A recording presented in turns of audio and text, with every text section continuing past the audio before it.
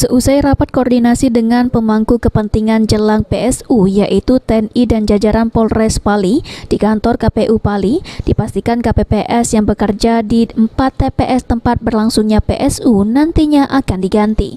Hal tersebut untuk menghindari adanya kejadian yang tidak diinginkan dari KPPS lama, ada termasuk tim sukses para paslon. Seusai keputusan MK, jadwal PSU dilakukan 30 hari ke depan, seusai keputusan dilakukan akhir April lalu. Hingga kini KPU Pali masih berkoordinasi dengan KPU RI dan Sumatera Selatan untuk menentukan tanggal pasti dilaksanakannya PSU. Terus perkiraan PSU ini tanggal berapa? Baik.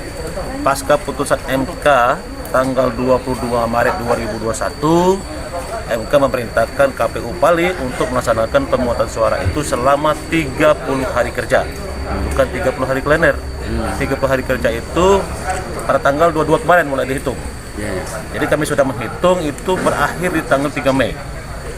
Nah, tapi kami tidak di akhir 30 hari itu, insya Allah kami akan laksanakan di pertengahan April. Di pertengahan April, tapi tanggalnya belum kami tentukan karena ini akan kami konsultasikan ke KPU Provinsi dan KPU RI. Karena KPU RI juga akan mengaktifkan yang namanya Sirekap.